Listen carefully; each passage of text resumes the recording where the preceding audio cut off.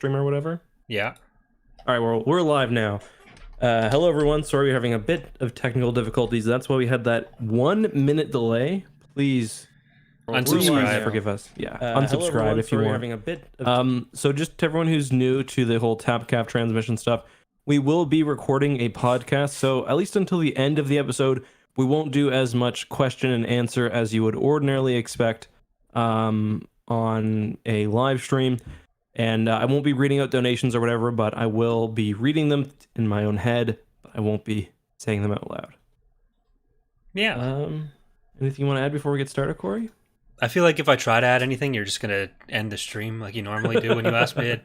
So, can you imagine? No, I'm just getting on my... I have too many windows open. Let's just get all these in the right place. And yeah, so we usually will do a bit of question and answer at the very end. So if there's anything that you're dying to see answered, that's probably the place. Let's just get this over there. Get this over here. Okay. You ready, Corey? Should we start recording? I'm ready. Okay. Hello, everyone. Welcome to another episode. Hello, and everyone. Damn it. Hello, everyone. Welcome to another episode of Tapcaf Transmissions. My name is Justin, joined, as always, by my very special, very nice friend, Corey. Today, we will be discussing the first I've been volume demoted from co-host to friend, or promoted? I don't know. How do you see our friendship? Is that a demotion? Well, on the podcast, I think it's a demotion. But okay. In our friendship, it's probably the same. Yeah. Anyway, thanks for derailing my intros, which I already struggle with. Yeah, that's why I did it twice. To be honest, because it's more fun this way. Kind of rude. So we're talking about the 2003 Clone Wars series, the Tartakovsky, I think is how you say his name. I just call him the Tartar Sauce version. The Samurai Jack Clone Wars. That Dexter's I think a lot Lab. of people...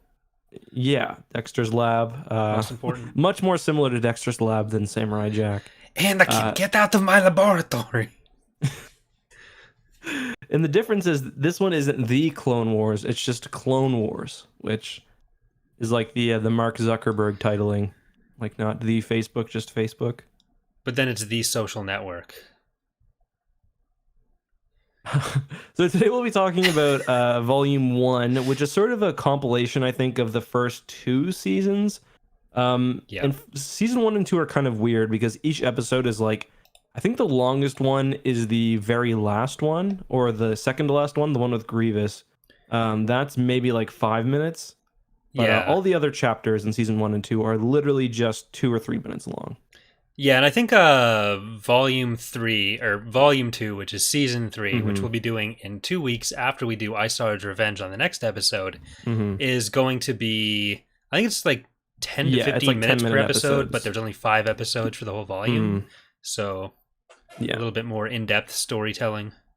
Yeah, so this one is very stylistic and very action-oriented. It's very, very watchable. Although it is kind of hard to find online, funny enough. Well, it's not hard to find online. It's hard to find officially online because it's not on Disney Plus, and I'm not sure if that's because there's some sort of copyright issue, or not copyright, rights holding issue. Maybe it's still under, maybe Cartoon Network owns it or something, or whether it's because it's not canon. Do you know anything about that? I think it's probably because of the rights issues, but I'd hope that at some point it gets put on Disney Plus or something, because the version that I watched, and I assume you watched, actually has 2 of the chapters out of order as far as I know. And that's that really just throws off the whole story, because Kit Fisto is supposed to be punching or slicing up battle droids on Mon Calamari like 2 episodes later than he ends up doing it in the version we watched. But you can find this pretty easily on YouTube. In pretty good quality and whatnot. Yeah. It says it's in 1080p, but I doubt this ever got a 1080p release. It looked fine. It looked good. Yeah, I thought it looked good. But yeah, just if you search on YouTube Clone Wars Volume 1, it comes up. Which is kind of weird because I've tried to use aspects of the Clone Wars in YouTube videos, Like I'm talking about 10 seconds, and they immediately copyright flag Hmm. anything. So and not just usually it's not showable as well because some copyright flags they'll just take the money. Um, but for this one, it's like yeah, you can't even use the footage at all. Hmm. So, but Yeah, yeah, I've there's used I the Grievous on Hypori fight from the last episode of this volume oh really? in my video about Grievous. Hmm. So I think I Interesting. used like 20 seconds of it, and it was okay, but I'd have to Hmm. check again. Yeah, because I got flagged for using 5 seconds of you know how Fordo has that like stand in the next volume where like he kills like 10 battle droids and he like pulls out his pistol and shoots some. Hmm. I used like 5 seconds of that and got the video taken That's down. strange. Yeah. Because usually Be, automatic detection only happens with 20 seconds, right? 21 to 23. they You're can usually safe technically with. auto detect anything. It's just Star Wars generally will allow auto detection less, but like for other things, like I used a clip from Akira in one of my Hmm. videos, and it was like 5 seconds of that, and I got flagged by like the Spanish rights holder for some Hmm. reason. Um, so yeah, it's kind of weird. Yeah, It could have that. been manual, I guess. Yeah, I think I've only used it the once, and I don't think I had a problem there. But Hmm. yeah, I'd have to check again. Hmm. But yeah, so this came out in 2003. The volumes we're talking Yeah. about now, which means it came out. But this series was made to kind of help fill the gaps between episodes 2 and episode 3. So Hmm. it introduced a lot of stuff that we would see in episode 3 before the movie came out. And Less so this volume, but yeah, yeah. well, Grievous shows up first. Grievous, yeah. Uh, so there's a bit of that because this series was fundamental, like a lot of Star Wars, was fundamentally made for the purpose of selling toys. Hmm. So there's a lot of action in it. They had relatively short episodes. Hmm. Uh, you could even call it like really It's cool like a bumper. commercials, Yeah, but yeah, it is. It's like a bumper, like because Cartoon Network. I never watched it on Cartoon Network, but they do have like these little 2 or 3 minute bumpers that they play between Mhm. shows. I don't know if that's where they originally aired. I think we got it in Canada on Teletoon, maybe. Um, but yeah, you're right. It's literally like a commercial. Yeah, like it Um, was made because Hasbro wanted something to help advertise for toys. mhm. And that isn't really a shot at it. That's how like 90% No, of cartoons no. exist. That's 90% of Star Wars. Like George wanted to Hmm. make the money off of the merchandising. That's why Hmm. Ewoks are there. Yeah. But yeah, so that's kind of the origin of it, and it was part of the Clone Wars multimedia project. It sort of launched Hmm. that off, where the initial books and books and comics and this show started to introduce a lot of the lore for the actual Clone Wars. Hmm. And we'll probably get into a bit more of that as we go here. Yeah. Uh, I will say, as a general point, it is interesting to look at which ideas they had clearly established by this point. Because, like, we mhm. see V Wings, for example, which I thought was weird because V Wings don't appear in episode 2, or V19s, I mean. And there were a few other things like that, that I guess they just knew were going to eventually make it in. But it's early enough too, and of course it's long before the Clone Wars TV show came out that a lot of what kind of makes the Clone Wars wasn't established yet. So it is a little bit weird to see that the CIS is using the Geonosian fighters everywhere. Yeah, Mutilance was Um, mainly defended by Geonosian fighters. This is actually one of the issues I have with this show, which is pretty obviously for like budgetary and time constraints. mhm. But the war is mostly fought by the same three ships, Yeah, and the later Clone Wars show has a lot of this problem as well. It's a bit more yeah. varied, but usually for this, it's copy pasted the same Hmm. fighters and ships just Hmm. everywhere. It's always Munificent Venators, Acclimators. Hmm. And if you see a fleet, it's usually a homogenous fleet. Yes. One thing I will say I did like though is that in this volume, most of the major planets they fight on have at least some sort of like super weapon. Like they've got the Mutilus has those giant turbo laser or like Mhm. artillery towers, which I thought were really really cool. On Mon Cala, there's like that The kind of crawling under artillery under. Yeah. yeah, which is totally wild and kind of silly, but I loved it. Yeah. Um, and then I'm trying to think if there's of course the giant smasher on Dantooine. Yeah. The seismic tank, I think it's called. Yeah. Um, So there's lots of like, you're right, like the actual battles themselves, they're great for scale. And like I noticed this especially on the land battles because like even in the Clone Wars, it was very, very infrequently that we got the like the large scale, just like lines of clones firing down on lines of battle droids like you get on Geonosis or something. Hmm. And I would imagine that's mostly a budgetary thing. But in this show, just because of the way the animation is and how short the seasons were, I guess, they could afford to do these huge battles. Like the one on Munilinst is gigantic. Like there are you would imagine hundreds of thousands of clones advancing on this city, which they're just recklessly destroying. And Yeah. you don't really get anything like that in the Clone Wars.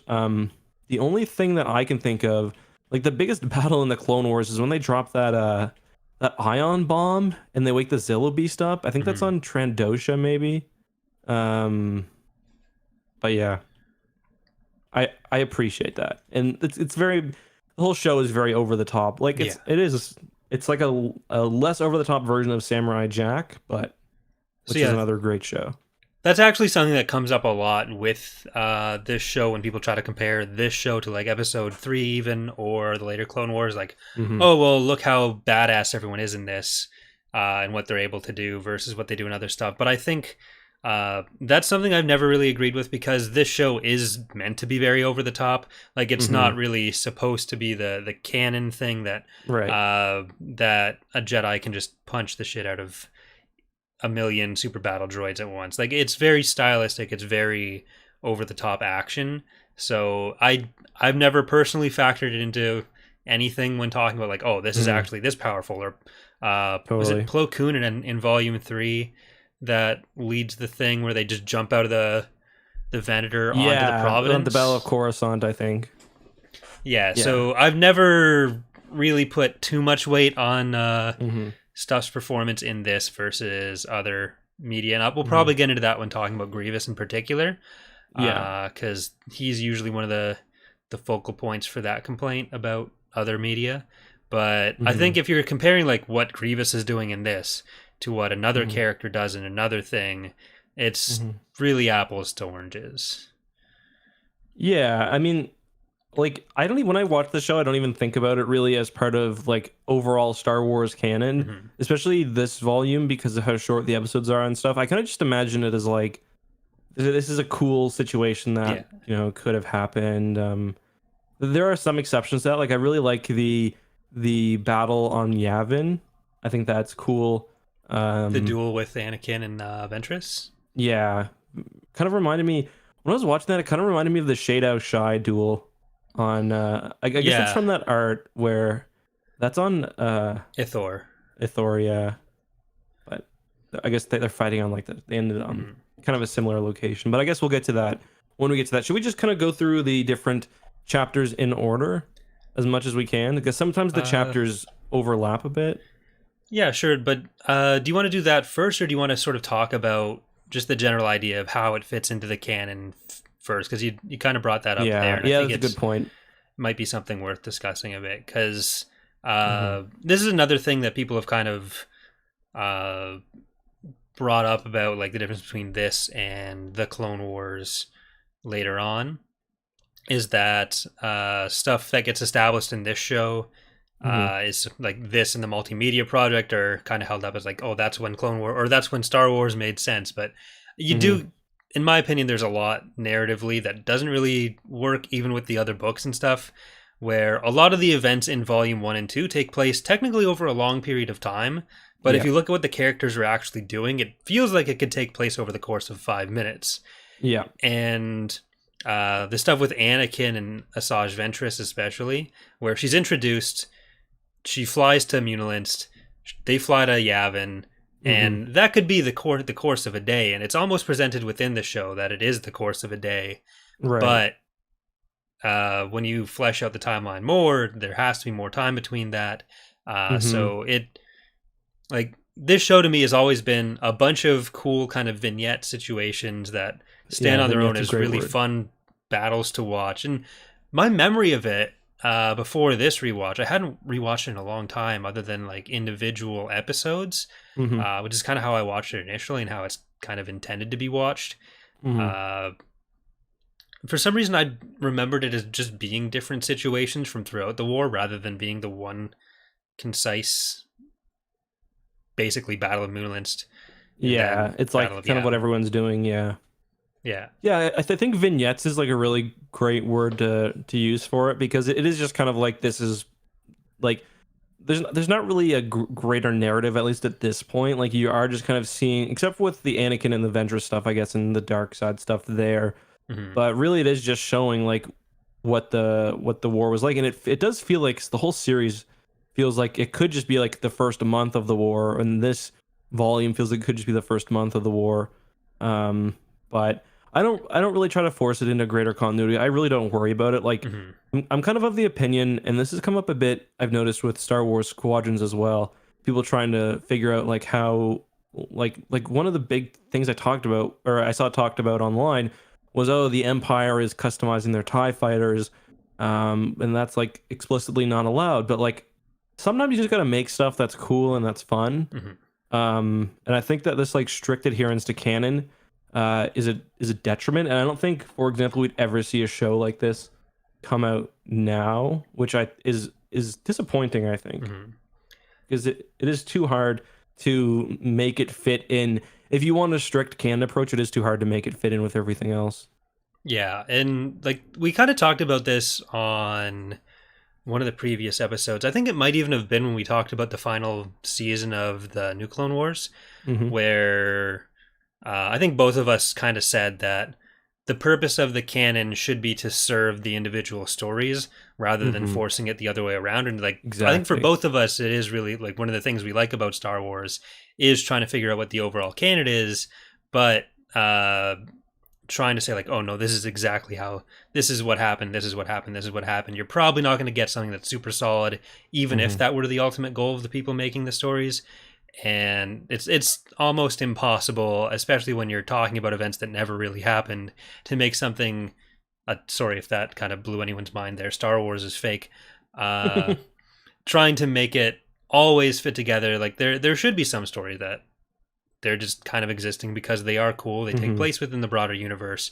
But if Hmm. there's stuff that's kind of weird, don't worry about that too much. And then whenever you're doing something different, if you want to bring in parts of those, you can try to figure out what the Yeah. core story you were telling was. But it it's cool Yeah. The lightsaber battles, and Grievous or Dirge is a worm beast. Like it's fun. yeah, we've got jousting droids. The, Yeah. the the I think you're totally right. And the example that I kind of use is Star Wars Rogue Squadron for the N64, Hmm. because that was made. It's just really a bunch of missions that they go on, and there are some screw ups. Like, I think Crix Madine's being rescued, kind of counters. I think he gets rescued as well in Dark Forces, maybe, Hmm. because he defected and then he apparently got caught and then defected again. But really, the point is they're telling interesting, fun stories, and Yeah. then um, Rogue Squadron actually does something interesting and has that sort of Dark Empire tie-in after the main story is over. And I think that's a more interesting way to do it, rather than kind of, as you said, trying to force individual stories into the greater canon, Hmm. because that really limits how exciting and how kind of wild you can make your stuff, Yeah. and just generally how creative. Because say what you will about this series, it is very, very creative. Yeah, like another example that I like to use is Corrin and his dad, where Hmm. if you read the X-wing books, the kind of timeline of events and their family history that they propose makes no sense if you try to put it into the Hmm. context of the broader canon. But when I'm reading X-wing, that doesn't ruin X-wing for me. And then when I'm reading or when I'm watching the prequels, the fact is like, well, is Corrin 10 or is his dad 30 right now? Yeah. That doesn't uh that doesn't ruin the prequels for me either. Like it's fun to talk about because I am interested in that aspect of the universe and like, okay, is there a way you can make this make sense? What's the best kind of retcon you can do? But Hmm. it doesn't ruin the stories for me when there is that kind of thing where maybe it doesn't fit in perfectly. Yeah, and there are some things that like someone mentioned in the comments too, that the story ties in fairly well with some of the Dark Horse Clone Wars comics that came out at the time. I think a good example of that would be the ARC Troopers, um, because like we've got Fordo and the other ARC Troopers. He's not explicitly mentioned as being an ARC Trooper or anything, but I think he wears very similar armor distinguished armor anyway. And the whole idea of ARC Troopers was introduced in the Dark Horse comic series. And it is just kind of a weird point. It's the same issue that the Legends had, like or Legends books had before the Clone Wars. Really, technically, this is after Attack of the Clones, which came out in 2002. This was 2003 with season 1, but it's still before Revenge of the Sith and the Clone Wars TV show. So we're learning a lot about, or we're having to guess a lot about what's going on. And yeah, there's just not a lot that's established yet. And that will change a bit with chapter 3, season 3. But yeah, it's interesting to see kind of just a different approach, especially because this is the first real Star Wars TV show that had been out for a very long time. And before that's like life, droids and yeah, yeah, exactly. So an interesting choice to say the least, but very fun as well and very, very watchable. Yeah. Anything else you want to mention before we go into each chapter breakdown, I guess? Nope, I'm good. All right, so let me just pull up my list here. Our list sponsored by product. If you like product and want to get your own product, then make your own product. And please stop emailing us with your... Didn't we get another one? We had 3 or 4 emails that were just asking to advertise weird things. There was one that was saying they were Corey, and I'm like, wait, I'm Corey. So that kind of threw me off. Hold on, my Chrome froze. I'm trying to... So the first chapter, I think, ends with... The first chapter is really just the prologue, isn't it? Yeah, I think it's... I was a bit unclear on how to delineate the first 3 chapters. I tried my best to do it because, like we said, we were watching a long compiled volume. But I think it is the... That's when they're doing the voiceover and Yoda's very writing little actually happens. The thing. They basically just set up kind of... Very little, it doesn't really explain, or very little happens, but it kind of sets up the rest of the story, because we know that that Anakin is going to Munilinst, and that Windu, I think we learned that Windu's on Dantooine, and we see a bit of kind of Palpatine's machinations there, and it kind of ties into to Revenge of the Sith, because it's like the whole Anakin's ego thing. Anakin thinks that, well, Palpatine basically has Anakin lead the mission to Munilinst when the other Jedi don't think he's ready. Of course, Anakin's a whiny baby, especially with his voice actor in this, so he takes it personally. Yeah, I love Obi-Wan's voice actor, but the Anakin one, I got used to it, but it wasn't my favorite. Yeah, I mean, most of the voice actors, or many of the voice actors anyways, are the same between the 2 Clone Wars shows, but Anakin's isn't. I can't remember the name of the guy who does it in this. Or maybe it is, because I see, isn't it Matt Luke? Oh, no. Oh, yeah, Matt Lucas does the voice in this, but it's Matt Lanter who does it in the Clone Wars. Yeah, it's kind of a weird, jarring voice for Anakin. Yeah, it's not good. But Palpatine is like appropriately creepy in that. So I really like the Palpatine stuff. Yeah, I like the look of him too, not only the voice. Well, he's also like, this is the origin of the weird puffy shirt thing that then gets photoshopped onto real Palpatine, and that's got to be one of the best Star Wars memes, right? There's a lot of good like screen caps in this. Like there are a lot of characters who have like testicular heads or whatever, or like just have straight up butts, like as their face. Like Mace Windu especially has a very funny look to him. But yeah, so not a whole lot happens in the first. I do like the vibe of it though, especially the end with the acclimators taking off from Coruscant. I will say I'm not a huge acclimator guy, but they do look good in this show.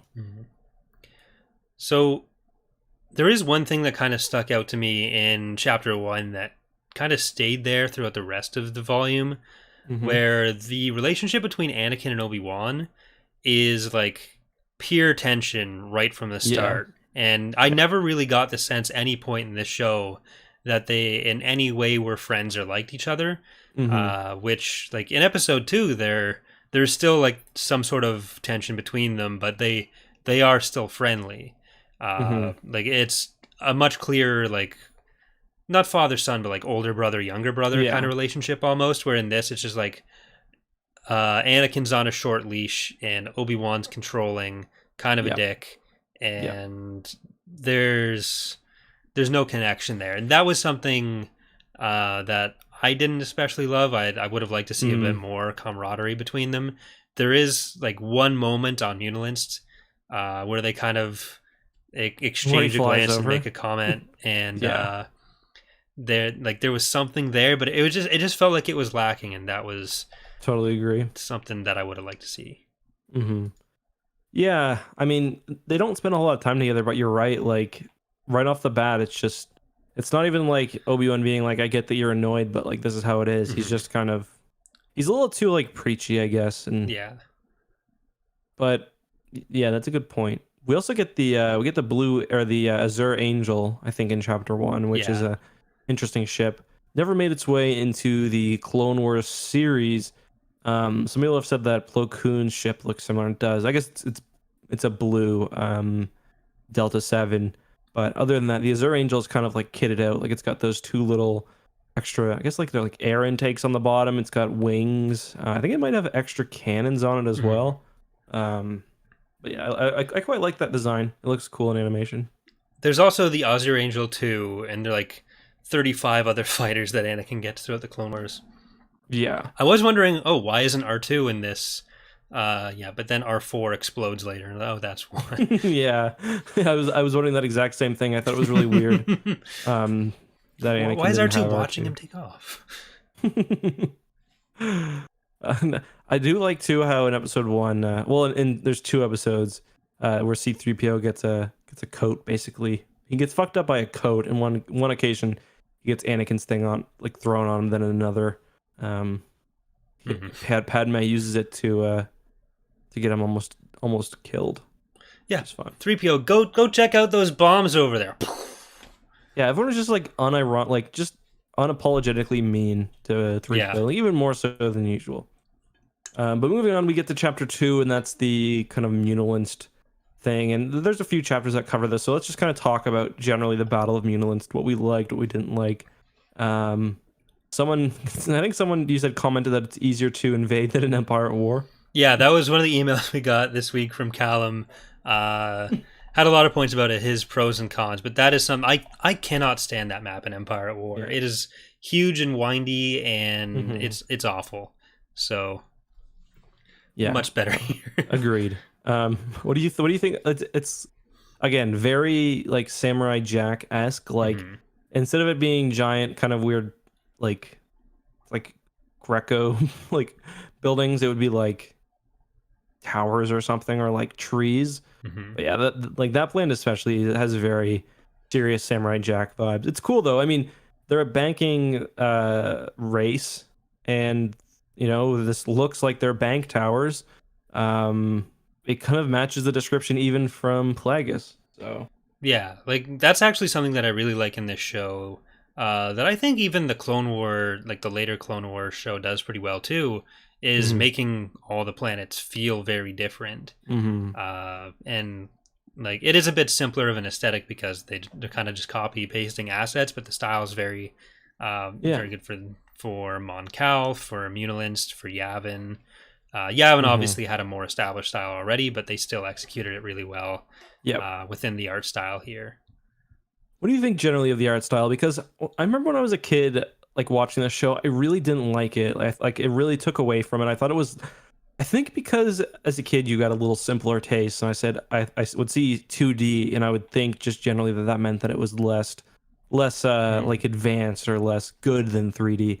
But now I'm really appreciating like the 2D art style, especially comparing how it holds up like with season 1 of the Clone Wars. I really loved it actually.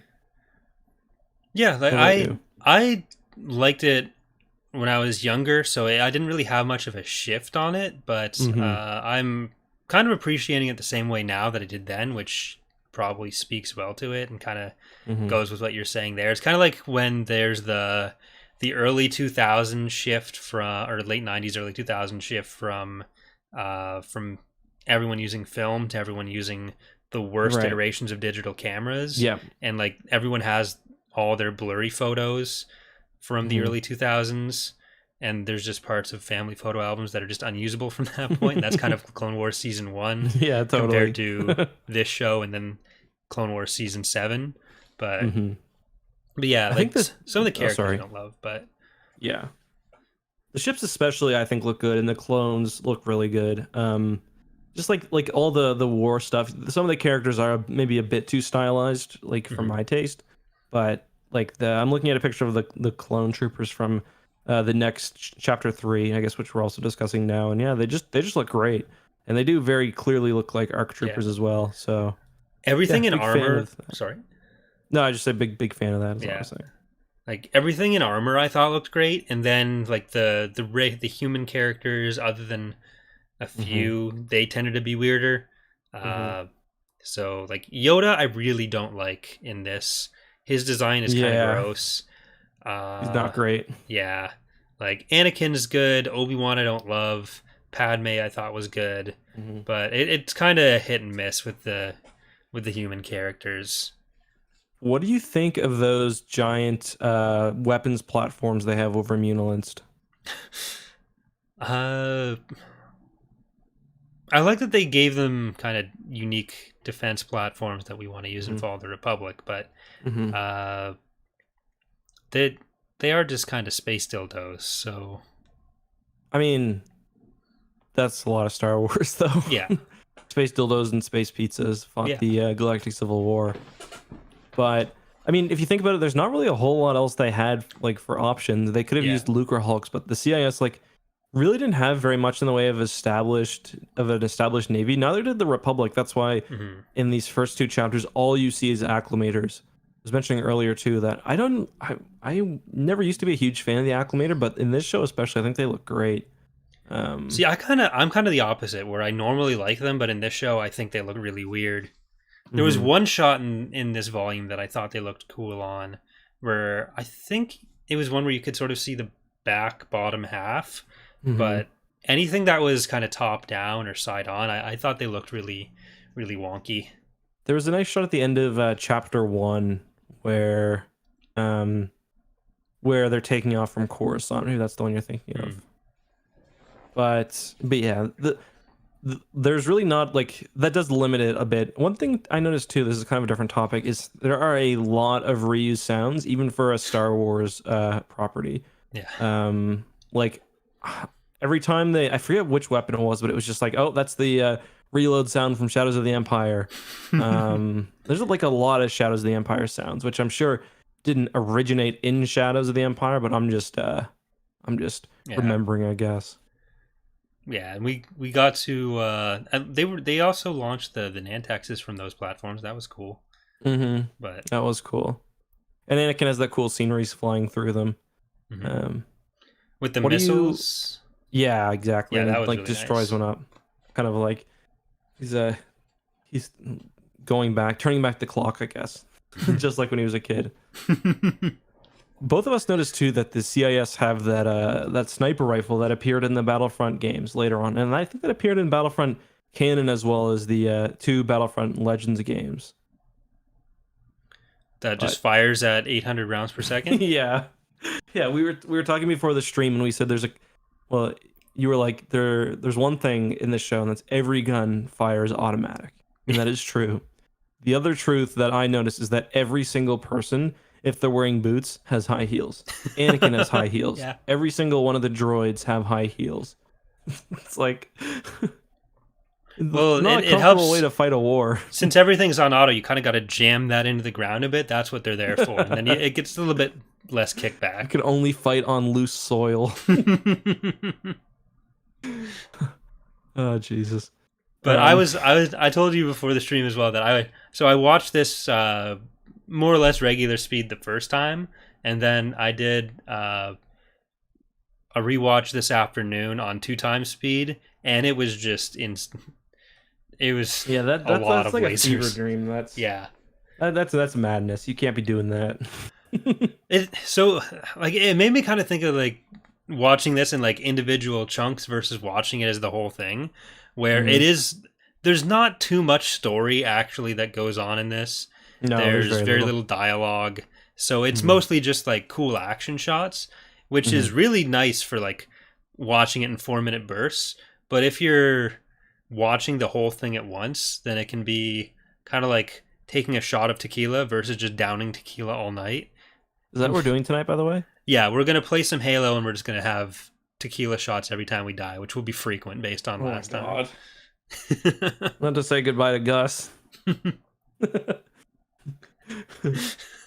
Murphy, take care of the family, bud. It's his birthday today. Happy birthday, Murphy. He's turning 3. I got him I went to McDonald's and I got him a hamburger. And Nice. I opened my hand and I put it in front of him. He just ate that fucker up. Didn't think twice about it. I was like, that's my boy. How old is Remy? Remy had half a cheeseburger as well, actually. But like she's kind of fat, so we only gave her half. Remy is, I think she's 5. Murphy turned 3 today. All right, so Remy would actually be the one looking out for the family. For some reason, I thought Murphy was older. Remy's kind of a bitch. So, Okay, well, that's not like good. literally, she's a female dog, but like she'll be sitting on the like we've got like a hutch next to the window. She'll be sitting on it, and Gus will come over and just give her a hug. He'll go Remy and give her a hug, and she just start growling. Nice. Even though she would never bite him, but she's So, do you and Kelsey like divide the two? Do you think of one of them as your dog and one of them as oh her god dog? no. Like as you know, and as a lot of people know, like I'm out here streaming all night and working. The second Kelsey goes to bed, both the dogs go with her. Nice. Yeah. So, do you at least have Wilbur, or is it just the giant rat that's your pet? No, Wilbur sleeps outside, and he spends his nights ratting, killing rats and animals and stuff. So the rats are yours. Everything else is Kelsey's and Gus's. No, the rats belong to Wilbur. You don't even want one. No, dude, rats are gross. But We it had was a really just big so big. spider. We had like you ever see like a wharf spider before? Where they're like, I don't know, maybe like 4 or 5 inches long. Like Did you say really, wharf, really like WARF or dwarf? wharf, WHARF, or like a dock spider, Okay. or like a fisher spider. So- They're just yeah. really massive. We found one in the basement the other day, and until I killed it, that Gross. was mine because no one else wanted that. We found when I was in like high school or something, my dad and I found this giant yellow orb weaver thing. And it was like the size of yeah. my palm. Yeah. So I put it in my little insect container and then released it into the forest. But that was the only one I ever saw that big, and it scared the shit out of me. Didn't like it. So before I crushed my toe, I was moving big patio stones, and under each one was a bunch of salamanders, and I thought that was pretty cool. You should have mailed me one. That They're pretty epic. I've been showed it to watching- Gus. I've been watching a lot of like aquascape videos and like terrariums and stuff, I like that. and I kind of want to just make one when I move. Just have one in my office with like AT-AT and ATST miniatures in it, so I can claim it's a business expense. It's backgrounds for streams, guys. It's legit. Yeah, exactly. You know what's cool? Like tidal pools. You ever watch any of those tidal pool videos? Yeah. Any kind of like diorama style video, big or small, that's just the best content on YouTube. Everyone should just Agreed. turn off this podcast. Let's all just go and co-stream someone else doing it. I'm like a 20-minute drive away from the ocean. Like I can go start a live stream down there. I guess I could go to the Ottawa River, but Yeah. it's all right. You can see Quebec, so that's fun. Is that fun? It is fun. It's where all the cheapest houses in the Ottawa-Gatineau region are. The NCR. Okay. Anyway, one thing I want to talk about too, and want to get your impression on this, is the handling cab? of droids. Because the droids are still pretty serious in this one, which is weird. Because in Attack of the Clones, that's probably like the silliest they get. Yeah. So you're right. Attack of the Clones and Phantom Menace are both pretty much the. Well, they're not that bad in Phantom Menace. But The Phantom Menace, they still have their old voice, but Yeah. Sorry. They are a bit when they're not on the main Naboo battlefield, because like the Gungans are the comic relief there. Yes. But, like earlier on and in other points in the movie, they're relatively silly. But to me, in this, other than like the IG Lancers, like the super battle droids and the regular battle droids were just there to explode. And Oh, totally. so they couldn't make them too funny because they were too busy blowing up and getting punched. Imagine like if those super battle droids were what Delta Squad was fighting in Republic Commando. That game would be so much faster. Instead of being 6 hours long, it'd be 3 hours long. It'd maybe be 15 minutes. But yeah, I don't know. They're fine. They don't have the over the top personality. Same with the clones. The clones at this point are still just clones. Yeah. And really, even in episode 3, the clones are still just clones. It wasn't until, I guess, Commander Cody gets a bit of. Even Commander Cody, like the clones all look the same. He just nods in episode 3. He doesn't really. Yeah. He has a name that kind of makes him unique, but. Yeah. And like, Palpatine calls him directly, which I think is pretty cool. Well, they have a poker game every weekend, right? So Commander Cody, I know when you're bluffing. Funny. Okay. Should we move on? So I think we've covered most of Munilist. I did say I like the big gun, and I do like that it's kind of like it's very Geonosian like, because there's the Geonosis like. There's even the scene of the Munes looking at that map, where it's like it's kind of similar to when the all the CIS folk are at Geonosis inside the caves looking at like the advancing Republic forces. Same thing. We get to see those big artillery pieces again, and they're firing different kind of munitions this time. It's like, instead of being a solid Mantillions, instead of being a solid laser, it's like they like shell it basically, which I thought was cool. Like were those the SVHATs? Is that what you're talking about? Yeah.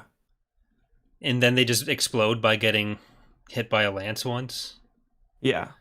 Somehow. So should we talk about just Dirge in that section now? I mean, and that'll probably I think that makes sense. I don't think we need to go back and forth between the different... Because for those who haven't watched it, that's kind of how it works. Like, the first episode we already talked, but then I think there's 2... there might even be 3 or 4 of them episodes of the same battle in a row, but then it kind of switches up quite a bit. We had Dirge, who is like one of the most overpowered characters in Star Wars, because he's pretty much unkillable. And I kind of like how this is something Legends did. It gives like the CIS lots of like interesting personalities, whether they're like dark Jedi or like bounty hunters like Dirge. Didn't you do a video on that, on the dark Jedi that worked for the various dark Jedi who worked for the CIS? Yeah, I think I did. I forget if it was specifically on Sora Bulk or if it was on something else. Because didn't Dooku have like 12 in total? Yeah, he had a bunch of the Dark Acolytes, and then Sora Bulk kind of led them. And I guess Ventress did later too. But yeah, sometimes it almost just seemed like there were as many of them as there were the actual Jedi. But yeah, and that's something that canon hasn't really done. At least not nearly as much. I don't know. I like that about this. Like there being the kind of kooky CIS characters. And Dirge is definitely one of them. So Dirge is basically, at this point, I guess it doesn't explicitly say, but he's a bounty hunter just working for the CIS, right? Yeah, like he's working for them because he specifically hates the Jedi. Right. I think because did they exterminate the Jedi? I think so. And I was trying to figure out if Jendai was named after Jendi, which I assume it probably. is. Probably, yeah, I imagine. But yeah, he's just basically there to kill some Jedi, and I wanted to call them munitions, the Moons. Like, well, why are you here if you're not going to do anything? And then he gets on a speeder bike and uses a lance. Does a lot of things. Yeah, which, I mean, I wouldn't personally pick a lance as my weapon of choice for a space war. But hey, if that's what his deal is, perfect. And luckily for him, Obi-Wan decides that, you know what, we're jousting now. Yeah, I mean, to be fair, it's like a explosive tip lance anyway. So that's Mhm. kind of nice. And it's like he's got like the cool IG droids with him. Yeah, the IG Lancers. Yeah. So that's cool. But I mean, he gets his ass kicked by Obi-Wan on like, I guess it's two different occasions in this. Yeah. Obi-Wan chops him up, and then later, he goes inside of him and like explodes inside of him. But he Yes, does he does enter him. Um, it's no better. You try to explain how he kills him or how he defeats him the second time. I can't. There's no good way to say it. No, there's not. Obi-Wan his inside Dirge and explodes. But yeah, like my notes for chapter 8 just say Dirge is only good at not dying, which is pretty much what happens. Like he pulls out 18 different weapons. Obi-Wan ruins them all in one go, and then they end up running off later. But that is when we see Obi-Wan in the clone armor first, I think. So unless I just missed it on the earlier art, but that kind of sticks throughout later canon stuff, and then we see that in the Clone Wars as well. So that's always something that I thought was really cool. Yeah, I think his armor is a bit more Clone Trooper-y in this one, because doesn't he later on just have like a chest plate and then the shoulder plate? Because like in this he's wearing full Clone Trooper armor except with a cape, isn't he? I think it's a little different, but yeah, he's wearing like random assorted bits and pieces in other media, but like he pretty standard is part of a chest plate and a shoulder plate. I think one of the pauldrons, but yeah. He's an OG. He's down there with his boys. You know, he's even dressing like them. Oh, I think we got that. Corey in chat is saying we got that backwards. It's the Mandalorians that Dirge hates, and since the clones are clones of Boba Fett, that's why. That checks out. Because the Jedi live for a really long time, I guess. But because they are. That's like you said. That's their main thing. They have extreme longevity, not just from like damage, but they just don't really die. Yeah, they're basically hunters from Halo, where they seem really big and intimidating, but then the Halo 1 pistol... No, I don't think anyone ever tried to use a Halo 1 pistol on Dirge, but they're made out of the same worms. Guaranteed. And that would have just ended Dirge pretty quickly. Yeah, get that little peach-colored blood coming out and just finish her off. But no big deal. What do you want to talk about next? What battle do you want to talk about next? Well, there was one other thing with the fight in the command center with Dirge when he finally kills him, and Obi-Wan is like making weird comments the whole time, and he does this a bit earlier and later. It's like, I believe you will surrender it. Seems I've created quite the mess. And then he's just making those comments to the clones, and they're like, yes, sir. So it's kind of like fuck up. Varric like I'm gonna die. I'm gonna die probably before this war is over. No one is having Obi-Wan shit right now. It's like, okay, space Jesus, like you got the Force. Like I'm literally going to die from this unkillable monster. I don't find it very funny. Yeah. Like I don't know who he's doing that for the benefit of. Maybe he knows he's in a TV show and it's for us. But like the clones never enjoy it. For Dirge. Can we explode it inside? It was for you when you guys need quotes for Fall of the Republic. That's true. When you need audio to rip. Yeah. There it is. Yeah. Sign it, cut it, slip it in. Get her done. Yeah, slip it in like you did with Dirge, and let that explode all over the ears of our players. It's like, yeah, the clones don't like him. Anakin doesn't like him. No one likes Obi-Wan in this universe. Besides Obi-Wan. Yeah, Obi-Wan loves Obi-Wan. It's a lot more like Zap Brannigan and Kif. I don't know if you've ever watched Futurama. But... Yeah, of course I have. But I don't think... So you're saying he's Zap? He's Zap Brannigan. It's really basically the... Kif. No. Unless that's the clones. That's the clones. Okay. What do I call this disease, clones?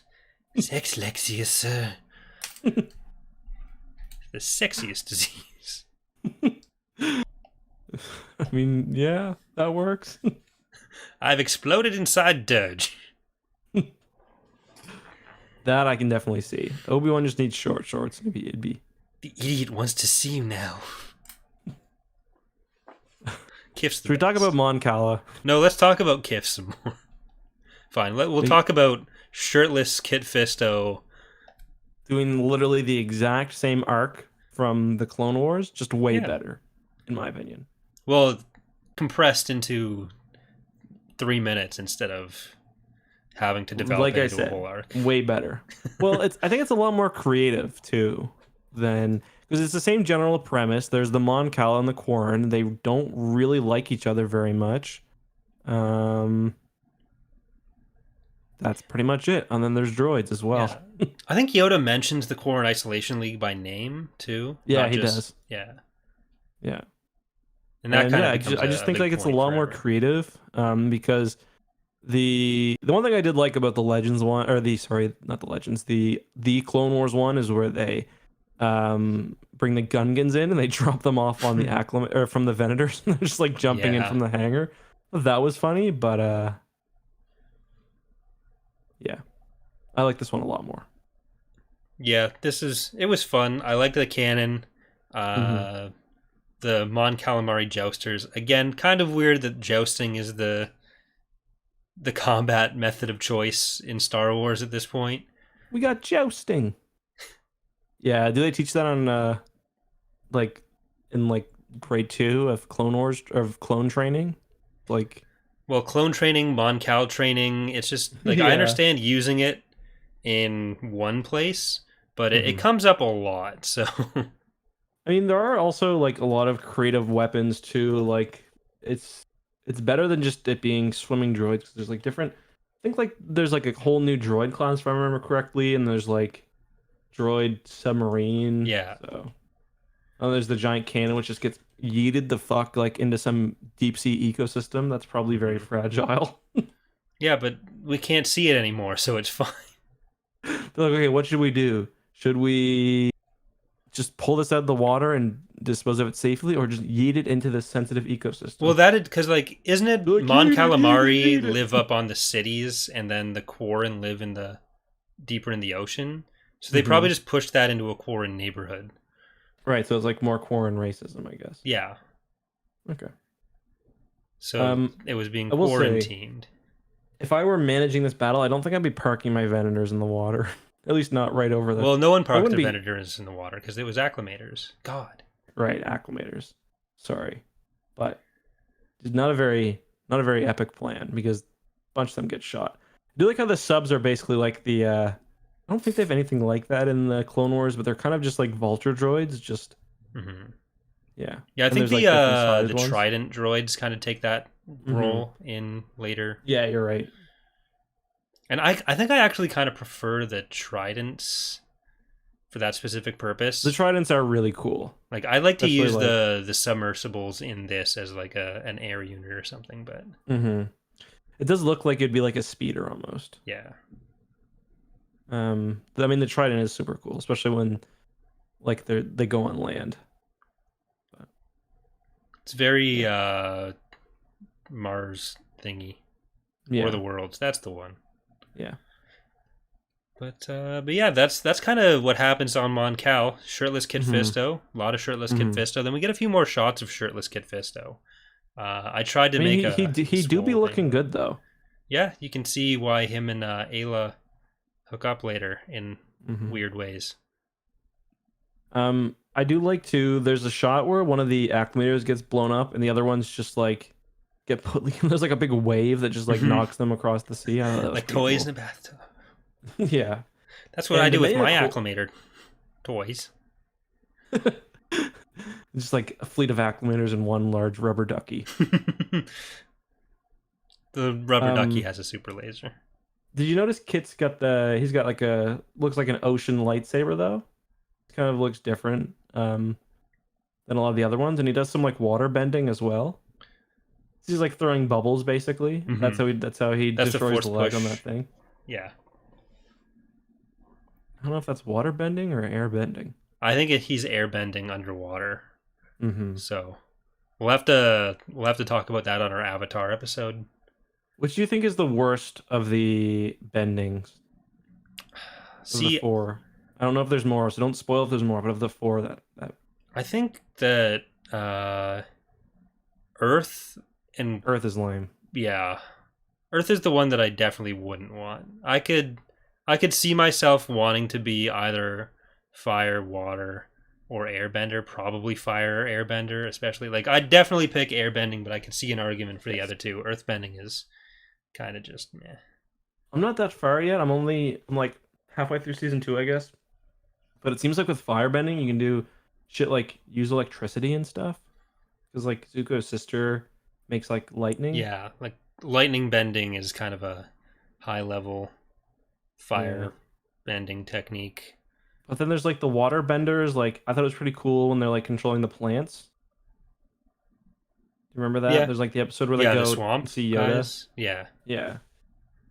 Yeah. That was Yeah, awesome. there's a lot more stuff that's gonna happen. Like I really like how they develop the power usage in Avatar, but I don't One want to thing say that- too much because that will spoil you. And there's gonna be people Mhm. trying to spoil you in the chat. And I saw some people on Twitter being not very epic about that. Yeah, I'm not So- reading the chat right now because I figured that might happen. Yeah, so I- let poor Ek remain naive about Mhm. whatever happens in Avatar, so he can enjoy it properly. I do like too. The last thing I'll say because this isn't the Avatar episode yet. I like how Yet. each one has like sort of a unique like. It's almost like a martial like art to it. Like Mhm. the water bending seems to be like Tai Chi or something. It's like very flowy and like. Then the ground one is like kind of bursts of power. Mhm. Oh, that was cool. Anyway, should we talk about because that kind of brings us nicely into the Ventress arc, I guess. Yeah. Because there's like the first episode, there's like I don't even know what it's just like. I don't know if they're testing droids at that place or if it's just like a battle arena or what. It looks like they put out a call for like super duper hunters, and then Ventress comes in and murders everyone. Mhm. So like war beasts and droids and bounty hunters, but then they all Mhm. kind of suck, or they're all meant to be powerful, but then Ventress is just that much better than all of them. I noticed there was one droid. I couldn't remember its name. The red one with like 2 gun arms that I recognized from somewhere. I think it got a high res picture in the one of the droid books. What's the droid book that has all those weirdly high res? Is that like the Essential Guide to Droids? It's like those really weirdly high res. Yeah, this Droid. new Essential Guide to Droids is the one with like the Great Heap and Vuffy Raw and stuff. Yeah. Anyways, I'm in pretty sure one of the part- droids yeah. there got a depiction in that. I can't remember what it was though. Let me see if I can find it. But yeah, I thought that was kind of cool to see all those different creatures and whatnot. Droids. I'm trying to scrub to where she first shows up because I got it open on the side. Mm-hmm. And Palpatine talks to Ventress almost immediately in this too. Yeah, But, it's like 20 minutes in, by the way. Okay. Yeah, here we go. But yeah, there's a weird wolfy hair dude. Mm-hmm. Shit, I was just at the red guy. I'm looking at the one at 18 minutes, I think. 18 minutes, let me see. Is that the one? Yeah, I just saw his head go rolling. Yeah, so- that guy. I recognize him from somewhere. I can't remember from where. Yeah, the flame one there. Oh, I'm pretty sure that was the one that was meant to be a replacement for. I feel like I did a video on him. He was meant to be a replacement for other, like a replacement for the mainline battle droids. What's his name though? I can't remember, but I think he was maybe made by like Einar or something. But yeah, I recognize him from somewhere. But yeah, it's a cool scene because we see lots of like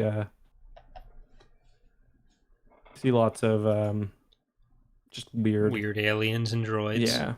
Yeah. But yeah, then she tries to tell Dooku she's a Sith, and he's like, no. Yeah, I do And- like that. Like she thinks she's hot shit and she's like, yeah, you're actually not. Yeah, but then we do get Palpatine approving Dooku taking an apprentice, which Mm-hmm. they need to be a bit more plausible deniability there, I think. But yeah.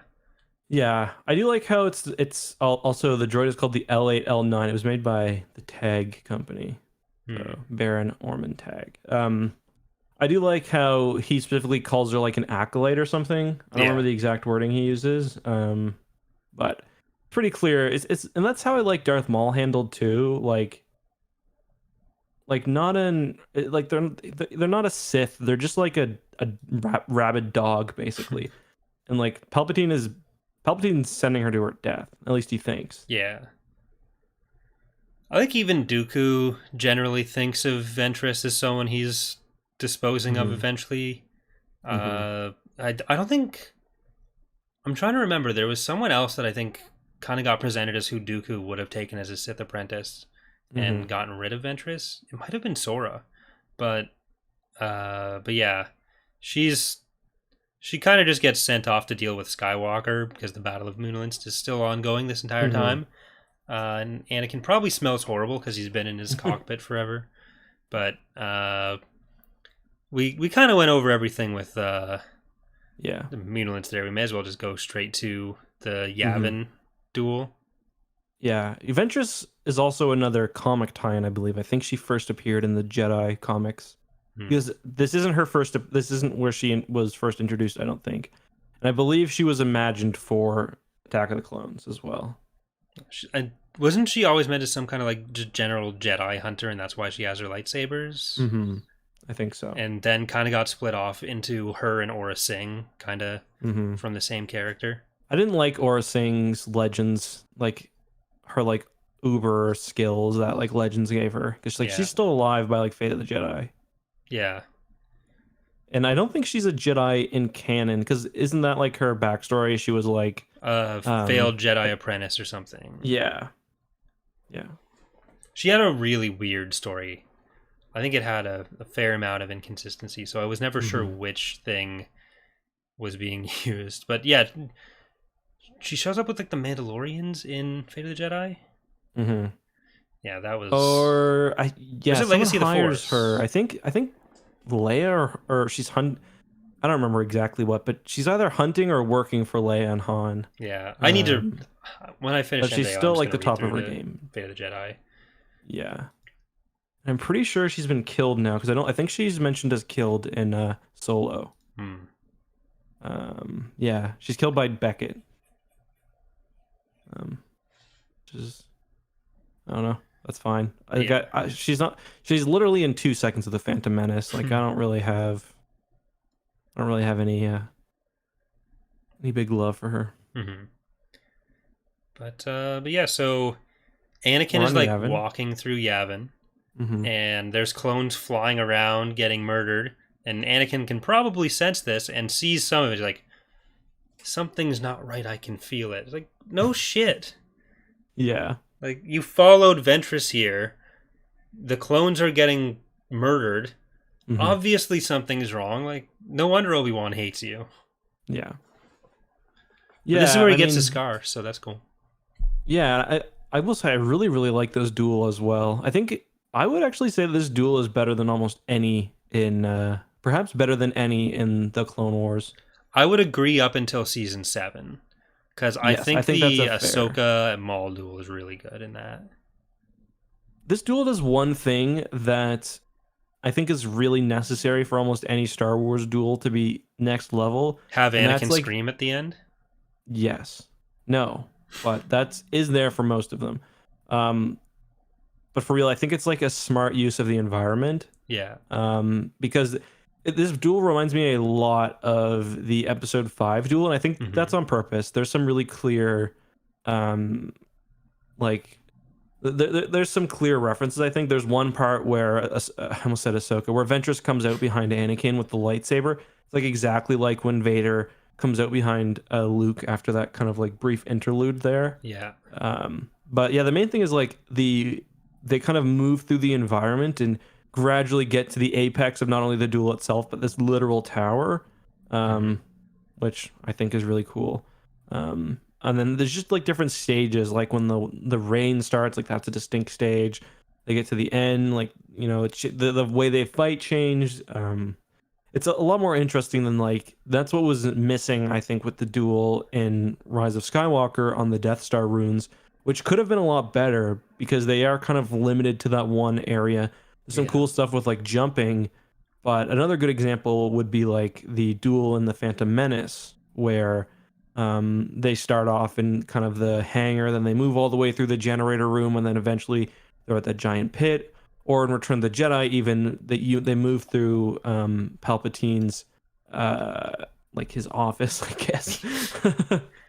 I'm trying to think of some other ones, but and same with like that's why I find the duel in episode 2 to be kind of underwhelming, even though it's got Yoda in it or whatever else. Just because it's not exciting. Like there's no movement or flow to it or story. Yeah. And that's what this one really has. It's just sometimes they stop to throw stuff at each other from the walls. It's more like a turn-based game. Like Yoda and Dooku are playing Final Fantasy, and Yoda rolls high in his deflection, but I suppose. Way too high. It's like he rolled a 30 somehow. Then the party's down. They need a healer to deal with Anakin and Obi-Wan, but this metaphor fell apart somewhere. I'm not sure where, but it's all right. The shot with the water, of course, is pretty cool too on the lightsabers. Mm-hmm. The rain, really calming, except for the screaming. That was less calming. Yeah, and so Anakin is able to defeat Ventress by somewhat tapping into the dark side at the end, and he kills her in a pretty badass way. She's like on this ledge, and he like just destroys the ledge. Mm-hmm. She falls down, of course, not to die, but to disappear for later. Yeah. All the best Star Wars characters fall down to disappear for later, and everyone thinks they're dead. That's the best way to kill someone off, because then you can just use them later. Yeah, happens to Palpatine 6 times. Happens to Maul. Happens Boba to Fett, probably. Boba Fett. He falls into a hole. Thrawn and Ezra fall into a hole. Space hole. Just a lot of holes get fallen into. Abeloth is locked into a hole for a few more book series, but yeah. Yeah, and that's actually so the battle is the last two the 8th and 9th episode of the second season. Season 2 actually starts off with, I think it's like the Mace Windu stuff. Yeah. Not really much to say because like very little actually happens in that.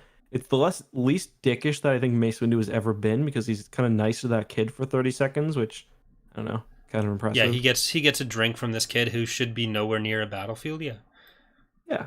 What do you think of the seismic tank? Because I've always thought it was kind of fucking weird. It is super weird. I mean, one thing I like is that I can imagine it being some sort of mining vehicle that's been repurposed for like war, which I guess is what most of the stuff would have been at this point.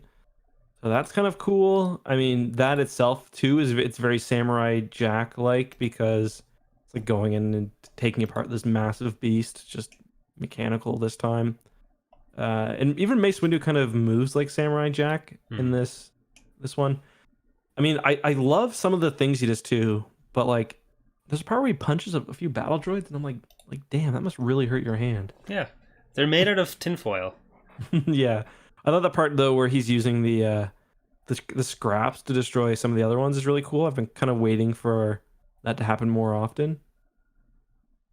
Yeah, like it's really lucky for Mace and for everyone else that gets surrounded by super battle droids that they never bother to shoot at anyone, because they would have been screwed.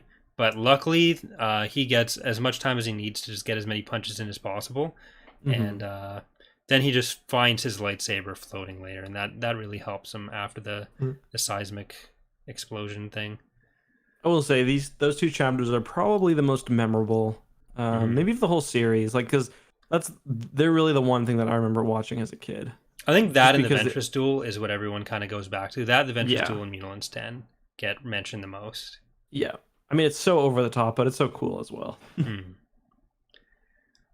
then we get probably the most boring of the chapters, the Ilum ones. Yeah, Yoda uses the mind trick to go and rescue Luminara and Barriss, but They should have been able to handle themselves, to be honest. Agreed. And Padme kind of sees what Yoda's doing, but it just seemed like Yoda was using the mind trick for the sake of using the mind trick, which doesn't seem very Yoda-y.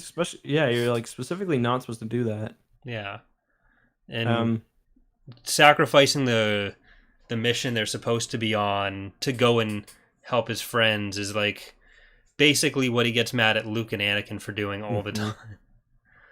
But yeah.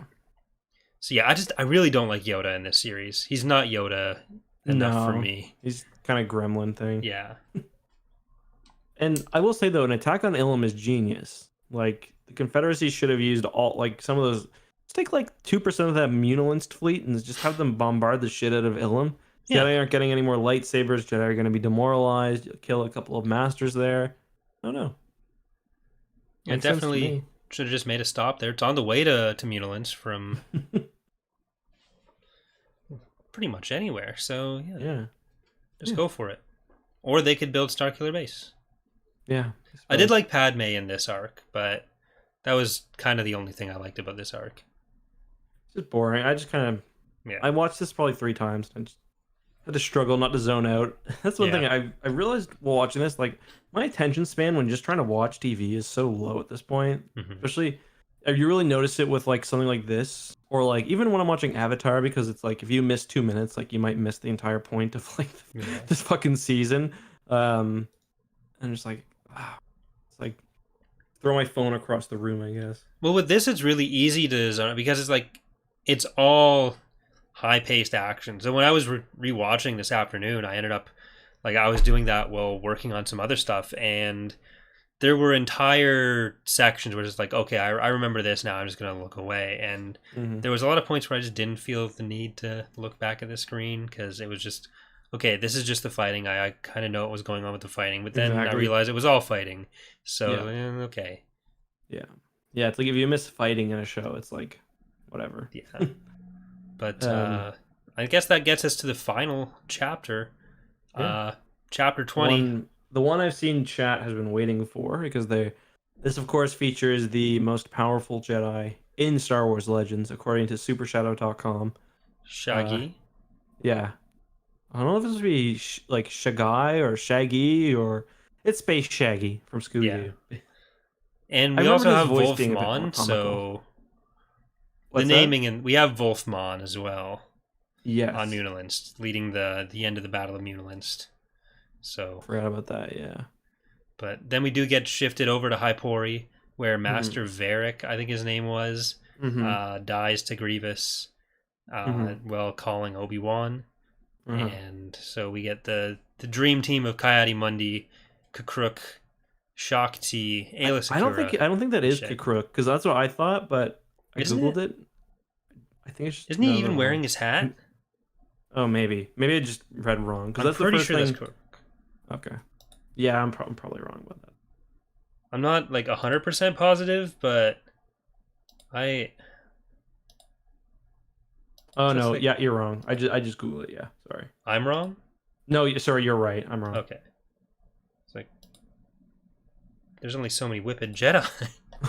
I like Kakruk. Doesn't he in Legends? Doesn't he live forever? Yeah, he's on the council. With. It's him, Tree Lady, and other guy. Like in Legacy. So how does he live for so long? Do Whippets live forever? Apparently, Kakruk does at least. It's the hat. Yeah. That's where he gets his power. But I never really noticed the hat, to be honest. The hat was a big deal for a long time. Kakruk's sweet hat. I guess I never really noticed it. Well, he's got his hood in this. I don't think he actually has the hat. I was just scrubbing through looking for it. But if you look at the Legacy stuff, because he was off. Yeah, I just found the oh yeah, that hat. Okay. Yeah, because he was off training. He took a bunch of younger Jedi around and protected them after Order 66. And it's not explicit when he went and rejoined Luke's Jedi Order, but by Legacy, everyone else that we know from NJO is dead, including Lobaka, who should have been alive for sure.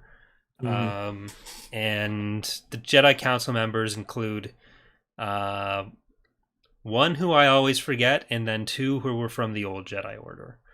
There was the Tree, who was upset about Udbinard being dead and was like friends with Mace Windu. Udbinard is cool, to be fair. And there was Kakruk.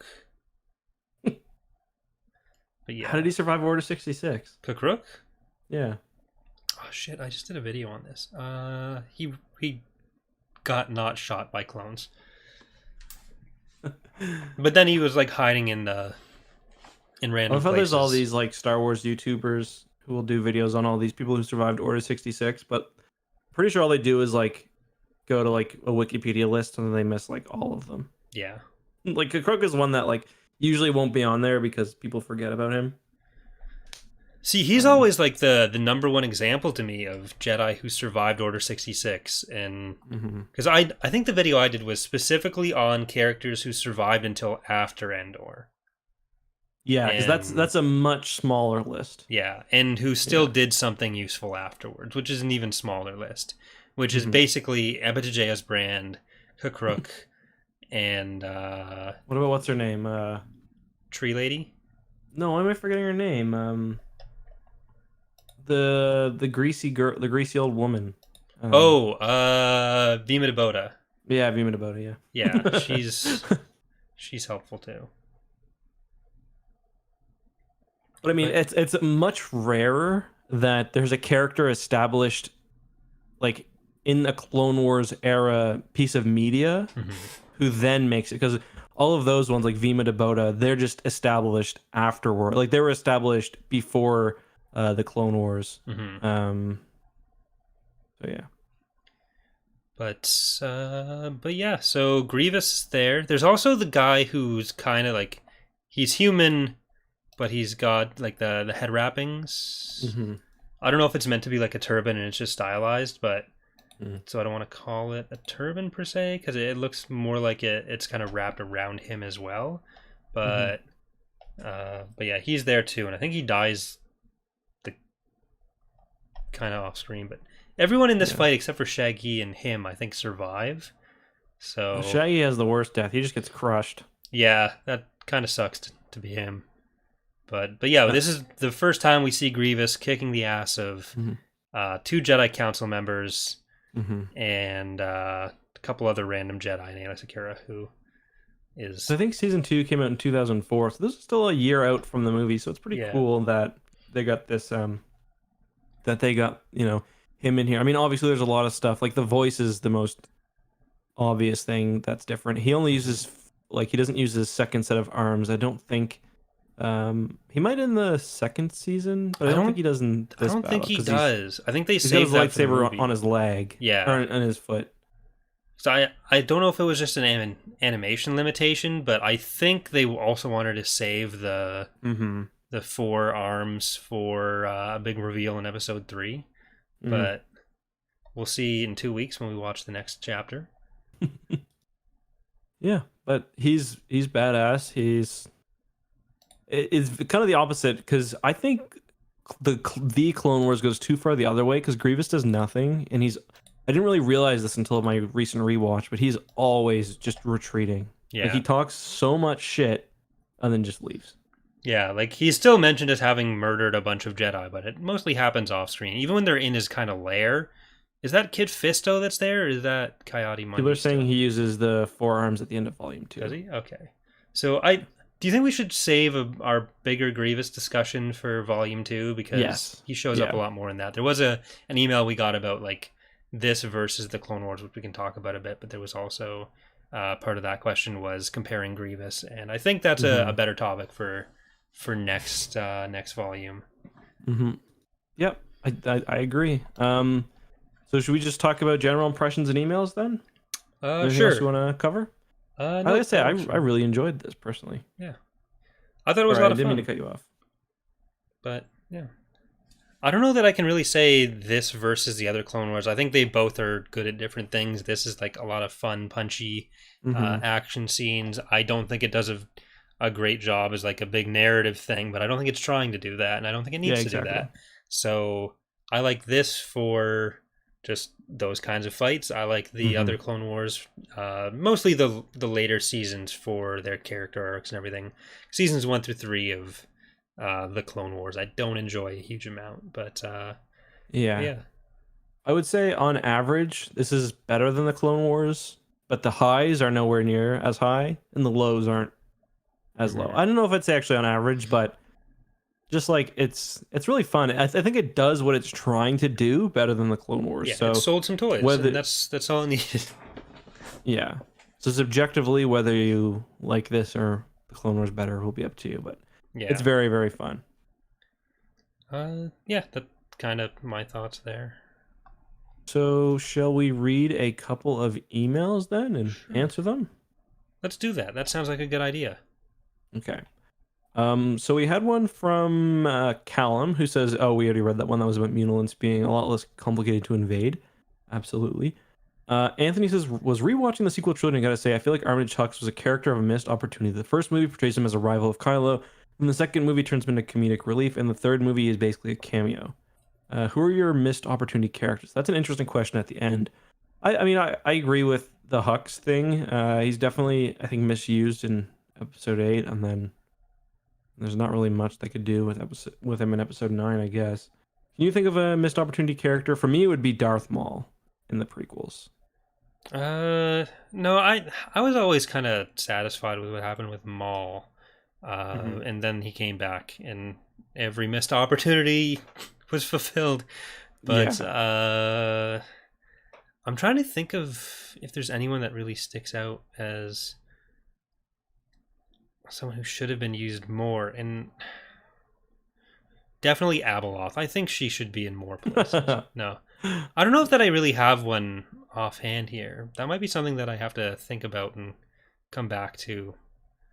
I would like to see maybe like, I don't know. There's like, I always get disappointed whenever there's like a Rogue Squadron character that never appears in anything else, but Yeah. can't really think of any right now in particular that kind of like to have seen covered. I mean, I'm sure I'll try to think about this, but I'm sure there's some, but I can't think of any right now. Um, yeah, interesting question. Then we've got one final one. Actually, I just closed the thing. Do you want to read the last one? I just Yeah, closed so it. our other email this week was from Joel Davis. Do you think it would be interesting if, in the new canon post Return of the Jedi era, Thrawn was essentially an overarching antagonist in the post Jedi pre sequel trilogy? If the sequel trilogy is going to be retconned in Dark Empire and Palpatine, then why not have the pre sequel trilogy post Jedi material essentially be Bantam era post Imperial factionalism, but with Thrawn as an overarching threat? So I don't I want Thrawn to come back and do something, and I'd especially like some sort of live action Thrawn thing, whether it's a movie or something else. But Hmm. I kind of would want to see that more with the Chiss Ascendancy or whatever's going on in the Unknown Regions at that point, rather than trying to reignite uh, the whole warlordism or Hmm. Empire versus New Republic thing. Because I understand why people don't like the Operation Cinder getting rid of all the warlord stuff. But I also feel like we got those stories already, so I can Hmm. understand wanting to get rid of it, which is also why Palpatine coming back I thought was not great because we did get that story and it wasn't that great the first time we got it. Yeah. So uh like I if I want to read about Thrawn being this warlord threat, then we kind of got that with the Thrawn trilogy. I don't really need that so much. If they wanted to do that as a movie thing, then maybe, because I think that would be a good way to kind of do the Thrawn trilogy as a movie, but without like being able to change the kind of things that make the Thrawn trilogy not good for movies in the first place, which we've kind of talked about in our last Command episode, I think. But Hmm. I'd be happier with him being used in other places or even after uh, the sequel trilogy instead.